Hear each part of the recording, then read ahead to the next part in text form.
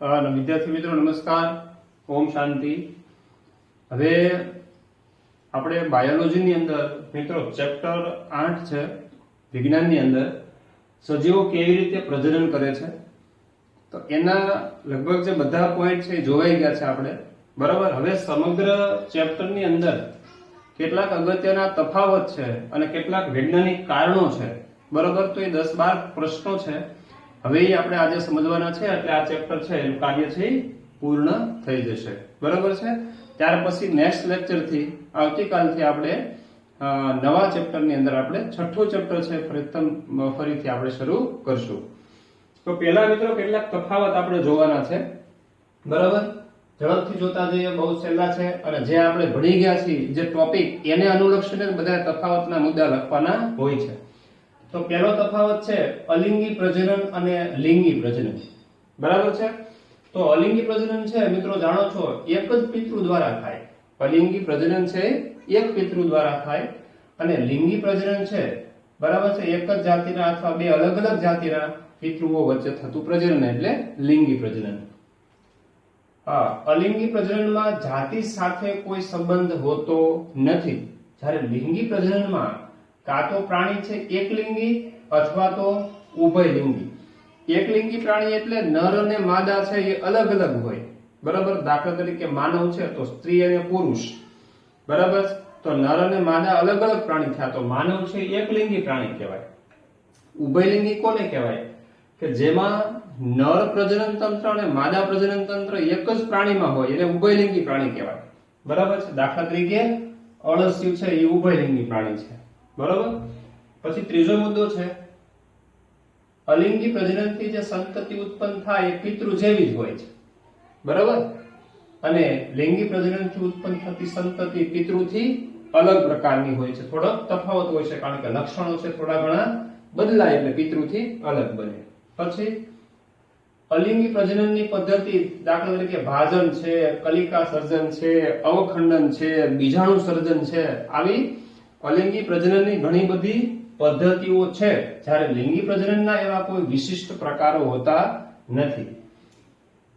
ત્યાર પછીનો મુદ્દો છે અસ્તિત્વ માટે મદદરૂપ થાય છે. કોઈ પણ જાતિના અસ્તિત્વ માટે મદદરૂપ નથી, બરાબર. લિંગી પ્રજનન છે કોઈ જાતિનું વર્ષો સુધી અસ્તિત્વ ટકાવી રાખવા માટે સક્ષમ નથી, જ્યારે લિંગી પ્રજનન છે એ કોઈ પણ સજીવના અસ્તિત્વ વર્ષો સુધી એની જાતિ છે ટકી શકે છે, બરાબર. તો એના માટે લિંગી પ્રજનન છે એ પેઢી દર પેઢી સુધી ચાલે છે અને વર્ષો સુધી એ જાતિનું અસ્તિત્વ છે એ ટકી શકે છે, એટલે મદદરૂપ થાય છે. તો આ પહેલો તફાવત. હવે બીજો તફાવત છે મિત્રો બહુ સહેલો છે, દ્વિભાજન અને બહુભાજન. ચાલો દ્વિભાજન હોય તો પહેલો મુદ્દો શું લખશું? તો કે એક પિતૃ કોષ હોય એમાંથી બે કોષો બને છે અથવા તો એક સજીવમાંથી બે સંતતિનું નિર્માણ થાય એને કહેવાય દ્વિભાજન, અને એકમાંથી અનેક સંતતિ બને એને કહેવાય બહુભાજન. પછી સામાન્ય સ્થિતિમાં દ્વિભાજન થાય અને પ્રતિકૂળ સંજોગો હોય એમાં બહુભાજનની ક્રિયા થાય. સામાન્ય રીતે એકમાંથી બે સજીવ બનવાની ક્રિયા દ્વિભાજન છે ને સામાન્ય સ્થિતિની અંદર થતી હોય છે. જ્યારે કેટલીક પ્રતિકૂળતા હોય, આબોહવાની પરિસ્થિતિ, તાપમાન વગેરે, તો એ સમયે સજીવો છે પ્રતિકૂળ સંજોગો કહેવાય છે ત્યારે બહુભાજનથી પ્રક્રિયા છે કરે છે, બરોબર. હવે દ્વિભાજનમાં કોષ કેન્દ્ર લંબાઈને બે બને છે. દ્વિભાજનમાં બે સજીવ બે કોષો બનવાના હોય એટલે કોષ કેન્દ્ર પહેલા લાંબુ થઈને પછી એકમાંથી બે બને છે. જ્યારે આમાં અનેક વખત કોષ કેન્દ્રનું વિભાજન થાય છે કારણ કે બહુકોષ કેન્દ્ર જેવી સ્થિતિ છે, બરાબર છે, એટલે ઘણી વખત કોષ કેન્દ્રનું વિભાજન છે થાય છે. અહીંયા જોઈ શકો છો કોષ રસનું, બરાબર છે, વિભાજન થઈ અને સમગ્ર બે કોષ છે બની જાય છે, બરાબર. એક કોષ હોય એમાંથી વિભાજન થાય અને એકમાંથી બે નવા બની જાય તો કોષ રસનું સંપૂર્ણપણે શું થઈ જાય છે? વિભાજન થઈ જાય છે, બરાબર. અને અહીંયા કોષ કેન્દ્રની ફરતે કોષ છે વીંટળાય છે, મતલબ કોષ રસ છે વીંટળાય છે. દાખલા તરીકે આ એક કોષ છે એની અંદર આ એક કોષ કેન્દ્ર છે, આ બીજું કોષ કેન્દ્ર છે, આ ત્રીજું કોષ કેન્દ્ર છે, આ ચોથું કોષ કેન્દ્ર છે. તો પિતૃકોષનો જીવરસ છે એ બધા જ કોષ કેન્દ્રની ફરતે થોડો થોડો વીંટળાઈ જાય, એટલે કે વહેંચણી થઈ જાય અને પછી ધીમે ધીમે એમાંથી એક આખો નવો સજીવ બને છે, બરાબર? તો કોષ કેન્દ્રની ફરતે કોષરસ છે વીટલાય છે અને આમાં વિભાજન થઈ જાય છે. પિતૃકોષ તૂટતો નથી, અહીંયા પિતૃકોષ તૂટે છે, જાણો છો. હવે આ કોષ છે, આ પિતૃકોષ, હવે આ તૂટી ગયો એટલે હવે જે આ બાળ જે પ્રાણીઓ હોય કોષો છે, બરાબર છે, એ બહાર આવે છે. ઉદાહરણમાં જોઈએ તો અમીબા અને પેરામિશમ છે એ દ્વિભાજનથી, અને પ્લાઝ્મોડિયમ છે એ બહુભાજનથી અલિંગી પ્રજનન છે એ કરે છે. ચાલો, ત્યાર પછીની વાત છે મિત્રો કલિકા સર્જન અને બીજાણુ સર્જન વચ્ચેનો તફાવત. તો કલિકા સર્જન અને બીજાણુ સર્જન, તો પિતૃમાં કલિકા બને છે. કલિકા સર્જન છે જે પદ્ધતિ, મતલબ જે પ્રાણીની અંદર, જે સજીવની અંદર કલિકા સર્જન પદ્ધતિથી અલિંગી પ્રજનન થાય એમાં પિતૃમાં કલિકા બને છે, બરાબર? આપણે ઉદાહરણ જોઈ ગયા હાઇડ્રાની અંદર, બરાબર છે, પછી ઈસ્ટ નામની ફૂગની અંદર કલિકા બને છે. અને બીજાણુ સર્જનમાં બીજાણુ ધાની બને છે, બરાબર?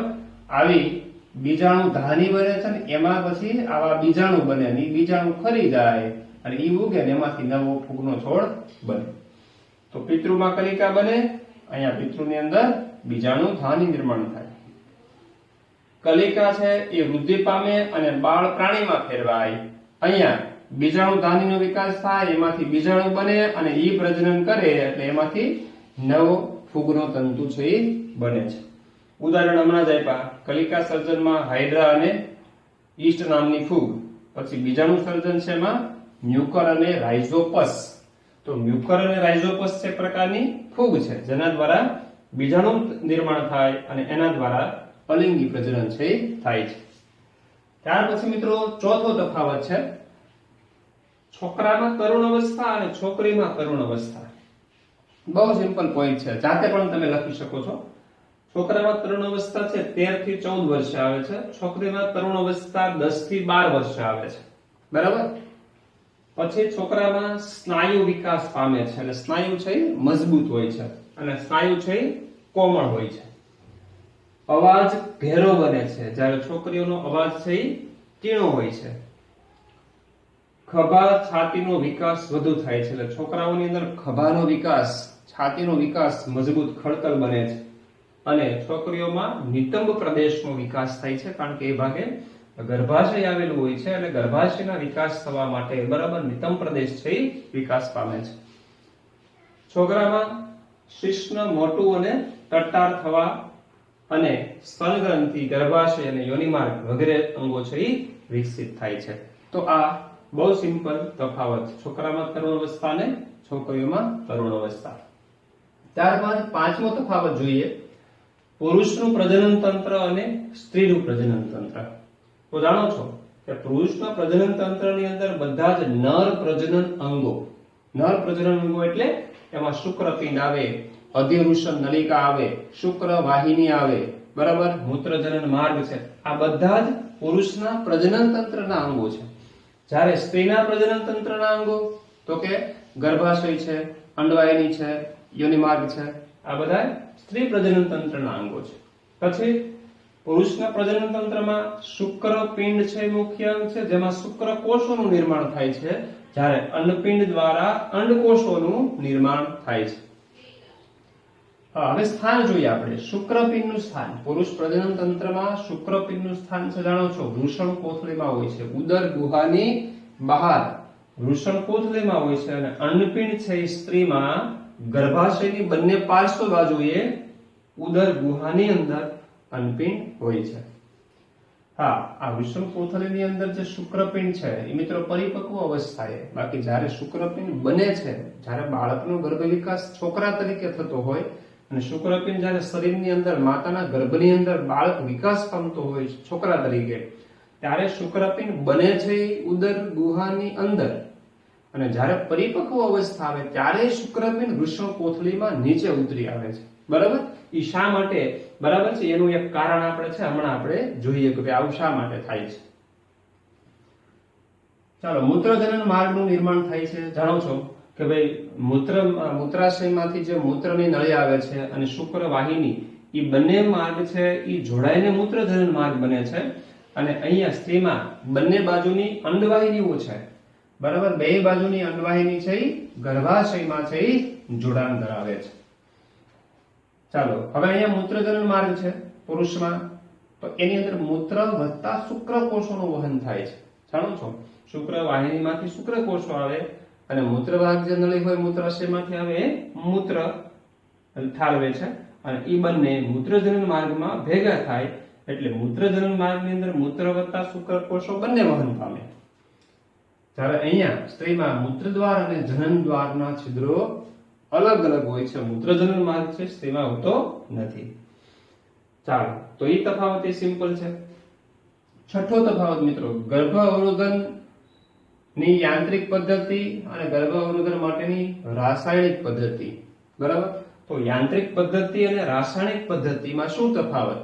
જો ગર્ભ અવરોધની યાંત્રિક પદ્ધતિની અંદર કયા કયા સાધનો ઉપયોગી છે? કોપરટી છે, આંકડી છે, પછી ગર્ભાશયનો પડદો છે, નિરોધ એટલે કે કોન્ડોમ્સ છે. બરાબર, આ બધા યાંત્રિક ગર્ભ અવરોધન માટેના સાધનો કહેવાય છે. અને રાસાયણિક પદ્ધતિની અંદર અંતઃસ્ત્રાવની ટેબ્લેટ્સ એટલે કે ગોળીઓ છે એ લેવાની હોય છે. હવે સિમ્પલ વાત છે, તમને ખ્યાલ જ આવી ગયો હોવો જોઈએ કે કોપરટી આંકડી છે, ગર્ભાશયનો પડદો છે, આ સ્ત્રી ઉપયોગ કરી શકે છે. બરાબર, નિરોધ છે તો ઉપયોગ સ્ત્રીનો પણ નિરોધ આવે છે અલગ અને પુરુષનો ઉપયોગ કરવાનો નિરોધ પણ અલગ આવે છે. મતલબ કે આ પદ્ધતિ સ્ત્રી અને પુરુષ બંને માટે ઉપયોગી છે.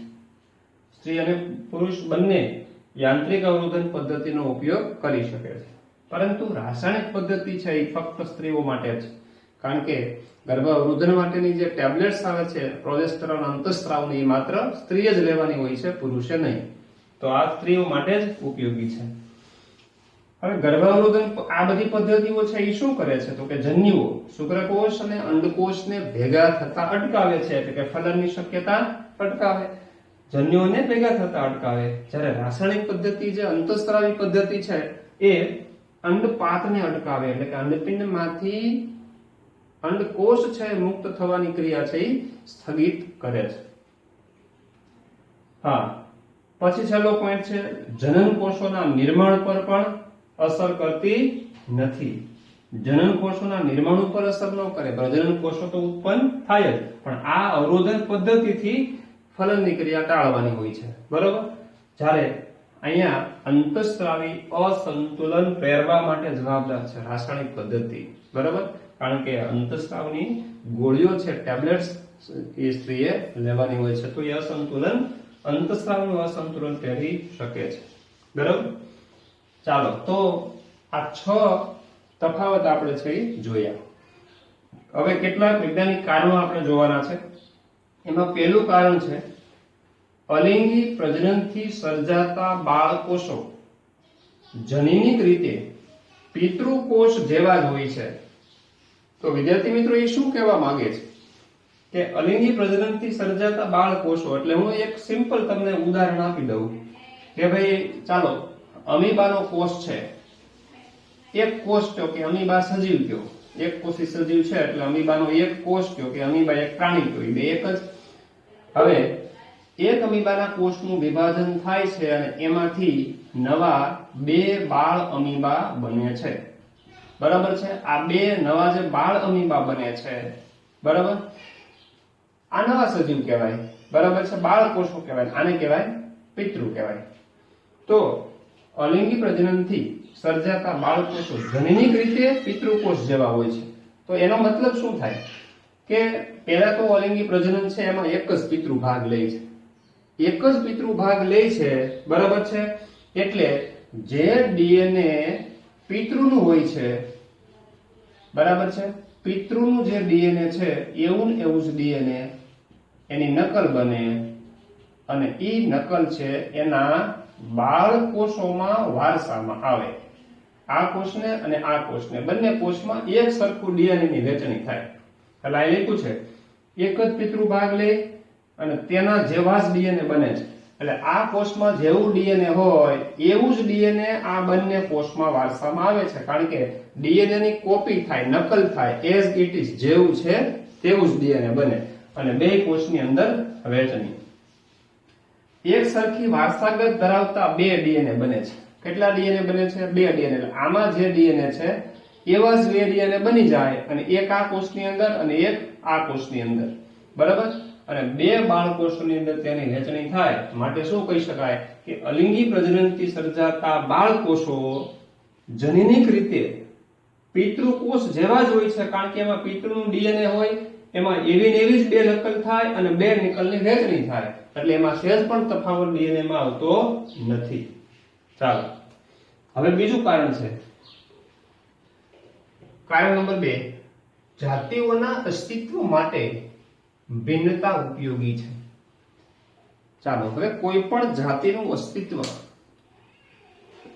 પૃથ્વી ઉપર ટકી રહેવું એક અગત્યની બાબત છે, પણ છતાંય બધા સજીવો આમાં સફળ થતા નથી. ચાલો તો અહીંયા આપણે સમજવાનું એ છે કે જાતિઓના અસ્તિત્વ માટે ભિન્નતા કે જુદાપણું ઉપયોગી છે. તો ભિન્નતા છે, જાતિઓમાં તફાવત છે, એ જાતિઓને ટકાવી રાખવા માટે અગત્યનું છે. શા માટે કહી શકાય? તો પહેલો પોઈન્ટ લખ્યો છે કે ભાઈ ચોક્કસ જાતિઓ છે એ ચોક્કસ પર્યાવરણમાં વસવાટ કરે છે. ચોક્કસ જાતિઓ ચોક્કસ પર્યાવરણમાં વસવાટ કરે છે. દાખલા તરીકે ચાલો કેટલીક જાતિઓ છે, માછલીની જાતિઓ છે તો કે પાણીમાં વસવાટ કરે છે. માનવ છે, ઘોડા છે, હાથી છે, ગાય છે, ભેંસ છે, આવા બધા જમીન ઉપર વસવાટ કરતા પ્રાણીઓ છે. તો જે પ્રાણીઓને જ્યાં પોતાની અનુકૂળતા હોય, જ્યાં એની જરૂરિયાતો પૂરી થતી હોય એ વસવાટ પસંદ કરે છે. તો ચોક્કસ જાતિ ચોક્કસ પર્યાવરણમાં વસવાટ કરે છે. પૃથ્વીના પર્યાવરણમાં ફેરફારો થાય છે. જાણો છો ભાઈ કે પૃથ્વીનું જે પર્યાવરણ છે, પૃથ્વીનું પર્યાવરણ એટલે શું? તો કે ભાઈ પૃથ્વીમાં તાપમાન, પાણી, હવા, જે આબોહવા કહીએ છીએ, જમીન છે, આ બધી પ્રકૃતિ કહેવાય, એ બધું પરિવર્તનશીલ છે. હર હંમેશ એક સરખું તાપમાન, એક સરખી આબોહવા, પાણી, જમીન, બરોબર છે, પ્રકાશ, આ બધું મળવું અસંભવ છે. એમાં ફેરફારો થયા જ કરે છે, બરાબર. તાપમાનમાં વધારો થાય, પાણીના સ્તરોમાં વધઘટ થાય, બરાબર. તો આ બદલાતા પર્યાવરણમાં ભિન્નતા ધરાવતા સજીવોને જીવવા માટેની તકો વધે છે. તો ઘણા સજીવોની જાતિઓમાં એવું હોય છે કે બદલાતું પર્યાવરણ હોય તો એની સાથે અનુકૂલન સાધી અને એ સારી રીતે પોતાની લાઈફ છે જીવી શકે છે અને પોતાનું જાતિનું અસ્તિત્વ પણ ટકાવી શકે છે. તો બદલાતા પર્યાવરણમાં ભિન્નતા ધરાવતા સજીવોને જીવવા માટેની તકો વધે છે અને ભિન્નતાને કારણે પર્યાવરણ સાથે અનુકૂલન સાધી શકાય છે. અનુકૂલન સાધી શકાય એટલે જે પ્રમાણે તાપમાન, હવામાન, ગરમી, ઠંડી, પ્રકાશ વગેરે ફેરફાર થાય તો એને અનુલક્ષીને સજીવ જીવવા માટે પોતાના શરીરને અનુકૂળ બનાવે છે, બરાબર. દાખલા તરીકે ચાલો વાતાવરણનું તાપમાન ખૂબ જ ઊંચું વહી જાય, ખૂબ જ ઊંચું જતું રહે 40 ડિગ્રી, 45 ડિગ્રી, પણ છતાંય સજીવ ઘણા એવા છે જે ઊંચા તાપમાને જીવી શકે છે. કેટલાક બેક્ટેરિયા 100 ડિગ્રી સેલ્સિયસ તાપમાને પણ જીવી શકે છે. કેમ? કેટલા ઊંચા તાપમાને એ અનુકૂલિત થયેલા છે. તો જે અનુકૂલન સાધી શકે છે એ જીવી શકે છે. તો ભિન્નતાને કારણે પર્યાવરણ સાથે અનુકૂલન સાધી શકાય અને ભિન્નતાથી જ સજીવનું ભૌગોલિક વિસ્તરણ છે વધે છે.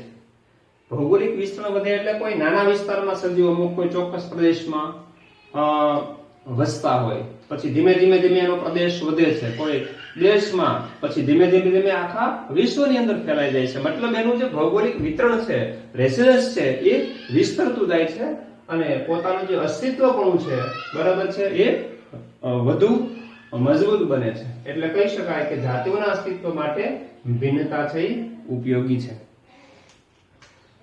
ત્યારબાદ ત્રીજું કારણ છે કે શુક્રપિંડ ઉદરગુહાની બહાર વૃષણ કોથળીમાં હોય છે.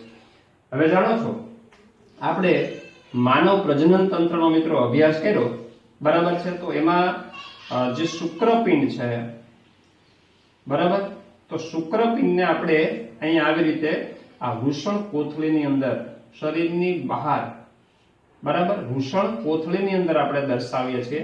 તો હવે આનું કારણ શું? આ છે શુક્રપિંડ અને આ છે વૃષણ કોથળી. ઓકે, હવે જ્યારે આ ઉદર ગુહા છે, જ્યારે બાળકનો ગર્ભ વિકાસ થતો હોય, હમણાં આપણે વાત કરી છોકરા તરીકે, ત્યારે શુક્રપિંડ છે ને એ ઉદર ગુહાની અંદર હોય છે. ડેવલપ ક્યાં થાય, પછી પરિપક્વ અવસ્થાએ નીચે ઉતરી આવે. વૃષણ કોથળીની અંદર. આવું એટલા માટે થાય કે વૃષણ કોથળીનું તાપમાન છે એ શરીરના નોર્મલી તાપમાન કરતા 2 થી 3 ડિગ્રી સેલ્સિયસ જેટલું નીચું હોય છે. 2 થી 3 ડિગ્રી સેલ્સિયસ જેટલું નીચું હોય. જાણો છો શરીરનું, આપણા માનવ શરીરનું નોર્મલી તાપમાન છે 37 ડિગ્રી સેલ્સિયસ હોય છે, 37 અંશ સેલ્સિયસ. હવે આટલું તાપમાન છે એ શુક્રપિંડ માટે અનુકૂળ નથી. હવે શુક્રપિંડ માટે શા માટે? શુક્રપિંડનું કાર્ય શું? હમણાં જ કીધું આપણે. શુક્રપિંડ છે મિત્રો શુક્ર કોષો, પ્રજનન કોષો, નર પ્રજનન કોષો એટલે શુક્ર કોષોનું નિર્માણ કરે છે. આ ક્રિયાને શુક્રકોષ જનન કહેવામાં આવે છે. શુક્રકોષ જનન અથવા સ્પર્મેટોજેનેસિસ ની ક્રિયા કહેવામાં આવે છે વિજ્ઞાનની અંદર. સ્પર્મેટોજેનેસિસ અથવા શુક્રકોષ જનનની ક્રિયા.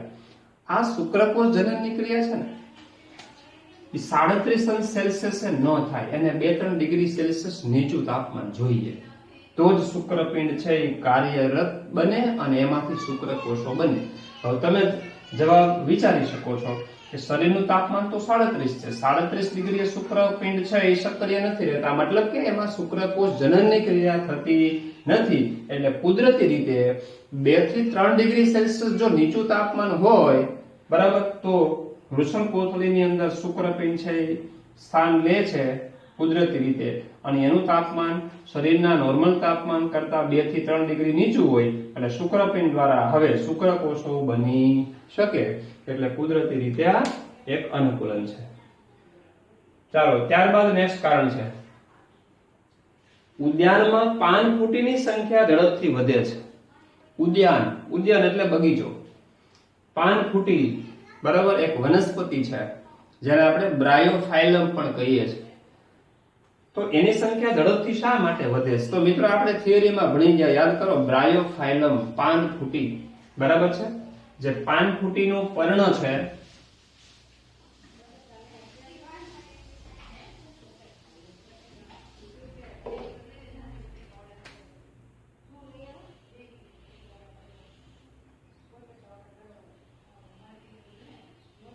આ પાનફૂટીનું પર્ણ છે બરાબર. હવે અહીંયા જોઈ શકો છો આ પર્ણમાં આ ખાંચ છે. એ ખાંચ હોય ને ત્યાં પર્ણમાં આવી કલિકાઓ હોય છે. ખાંચની અંદર આવી કલિકાઓ હોય છે બરાબર. હવે પહેલા તો વાનસ્પતિક પ્રજનનની વ્યાખ્યા યાદ કરો મિત્રો. વાનસ્પતિક પ્રજનન કોને કહેવાય? વનસ્પતિના વિવિધ ભાગો જેવા કે મૂળ, પ્રકાંડ, પર્ણ, કલિકા વગેરે દ્વારા વનસ્પતિનો નવો છોડ ઉત્પન્ન થાય એ ક્રિયાને વાનસ્પતિક પ્રજનન છે કહેવાય છે. તો પાનફૂટી છે, પાનફૂટી બ્રાયોફાઇલમ બરાબર, એમાં વાનસ્પતિક પ્રજનન છે પર્ણ દ્વારા થાય છે. એટલે કે પર્ણની કલિકાઓ છે. આ જે પર્ણ છે એની શું છે? સપાટી પર ખાંચમાં આવેલી કલિકા બરાબર. એ કલિકા વૃદ્ધિ પામે. આ કલિકા છે અહીંયા દર્શાવું છું. આ કલિકા ધીમે ધીમે વૃદ્ધિ પામે છે બરાબર છે.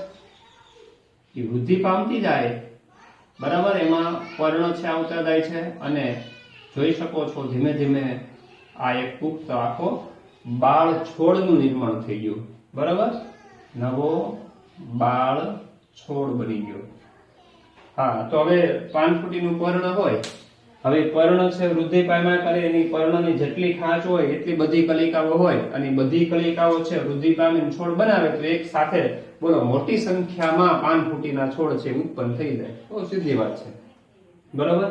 તો પાનફૂટીની સંખ્યા ખૂબ જ ઝડપથી વધે છે બરાબર.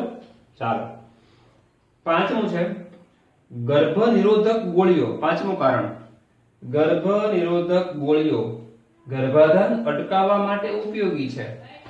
હા, તો મિત્રો એ કારણ તો તમને જવાબ ખબર પડી ગયો જ હશે. હમણાં આપણે ચર્ચા કરી કે ભાઈ આજે અંતઃસ્રાવની જે ગોળીઓ છે રાસાયણિક પદ્ધતિ દ્વારા લેવામાં આવે છે. આ પ્રોજેસ્ટેરોન અંતઃસ્રાવનું મિશ્રણ હોય છે. જે ગર્ભવર્ધક ગોળીઓ જે માર્કેટની અંદર મેડિકલની અંદર જે મળે છે બરાબર છે, સહેલી છે, માલાડી છે, આ બધી પ્રચલિત ગોળીઓ છે. તો એ પ્રોજેસ્ટેરોન અંતઃસ્રાવનું મિશ્રણ હોય છે.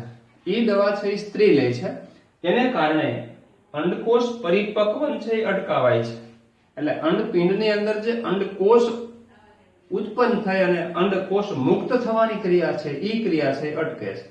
હવે અંડકોષ પતનની જ ક્રિયા અટકે તો સ્વાભાવિક છે અંડપતન અટકવાથી ફલનની કોઈ શક્યતા રહેતી નથી અને સરળતાથી ગર્ભ અવરોધકતા પ્રાપ્ત કરી શકાય છે.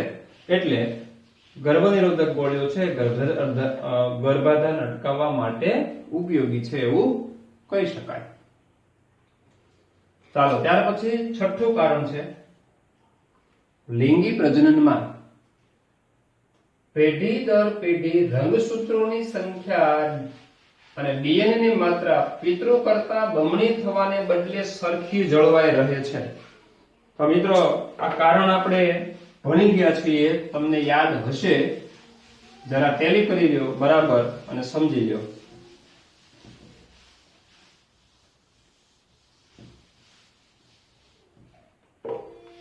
હા, લિંગી પ્રજનનમાં પેઢી દર પેઢી. હવે આપણે એક માનવનું ઉદાહરણ લઈએ કે ભાઈ માનવ છે એના દેહી કોષની અંદર 46 રંગસૂત્રો હોય, બરાબર. હવે આ કોષ જ્યારે સમવિભાજન પામે તો 46 અને બીજા કોષમાં 46. હવે આપણે એવી ચર્ચા કરી હતી કે માનો કે અર્ધીકરણ જેવી ક્રિયા કોષોમાં થતી જ નથી. હવે અર્ધીકરણ ન થાય તો સમવિભાજન થાય તો તમે જાણો છો કે માનવની અંદર માદા એટલે કે અંડકોષ અને શુક્રકોષ એ બંનેમાં 46 રંગસૂત્રો આવે. આ પોસિબલ નથી મિત્રો, આપણે કાલ્પનિક રીતે વિચારીએ છીએ, બરાબર. 46 હોય તો નરજન્યુ અને માદાજન્યુ વચ્ચે જ્યારે જોડાણ થાય ત્યારે જે ફલિતાંડનું નિર્માણ થાય, આ ફલિતાંડમાં 46 + 46 92 થાય. હકીકતે આવું શક્ય નથી. એક પણ રંગસૂત્ર છે એ વધવું કે ઘટવું નહીં જોઈએ, નહીતર તો મોટી વિકૃતિ આવી જાય માનવની અંદર કે સજીવોની અંદર, બરાબર. આવું નથી થતું. શા માટે? હવે તમે જાણો છો કે જે કોષો પ્રજનન કોષોનું નિર્માણ કરે છે એમાં અર્ધીકરણની ક્રિયા થાય છે. અર્ધીકરણની ક્રિયા થાય એ અર્ધીકરણ 2 તબક્કામાં થતી ક્રિયા છે.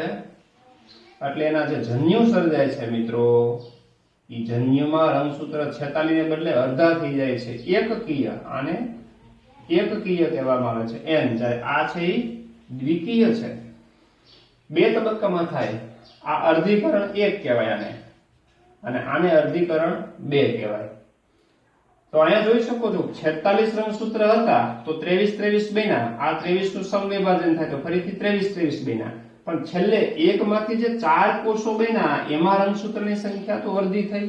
એટલે આ કોષો છે એ પ્રજનન કોષો તરીકે વર્તે છે. એટલે પ્રજનન કોષો હંમેશા કેવા બને છે? એકકીય બને છે. એકકીય એટલે એમાં રંગસૂત્રની સંખ્યા માનવની અંદર કેટલી હોય છે? 23. હવે આ શુક્રકોષ છે એ 23 રંગસૂત્ર વાળો હોય અને માદા એટલે કે અંડકોષ છે એ 23 રંગસૂત્ર વાળો હોય. બંને કેવા છે? એકકીય. હવે આમની વચ્ચે જ્યારે જોડાણ થાય મતલબ ફલન થાય તો 23 અને 23 કેટલા થયા? 46. તો મૂળ જે કોષમાં હતા એટલા ને એટલા જળવાયા. પણ શા માટે જળવાયા? કુદરતમાં અર્ધીકરણ જેવી ક્રિયા થાય છે એટલા માટે જળવાયા. જો અર્ધીકરણ જેવી ક્રિયા જ ન થતી હોય તો એના એટલા જળવાય નહીં, પણ બમણા થાય. તો અહીંયા કારણ શું છે? લિંગી પ્રજનનમાં પેઢી દર પેઢી રંગસૂત્રની સંખ્યા અને ડીએનએ ની માત્રા પિતૃ કરતા બમણી થવાને બદલે સરખી જળવાય છે. શા માટે? અર્ધીકરણની પ્રક્રિયાના માટે જવાબદાર છે. તો મિત્રો કારણ સમજાઈ ગયું હશે. આ બધા જ કારણો અને બધા જ તફાવત આપણે સમજી લીધા. હવે આ બધા જ કારણ અને તફાવતના જવાબ વ્યવસ્થિત, બરાબર છે, તમને હોમવર્કની અંદર પીડીએફ ની અંદર મોકલવામાં આવશે.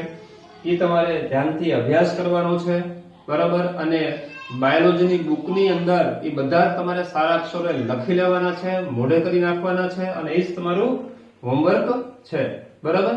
તો ચેપ્ટર નંબર 8 છે એ આપણે સંપૂર્ણ અહીંયા પૂર્ણ કરીએ છીએ. નવા લેક્ચરથી હવે ફરીથી 6થું ચેપ્ટર છે, બરાબર, એ આપણે પાછું સ્ટાર્ટ કરવાના છીએ. ઓમ શાંતિ.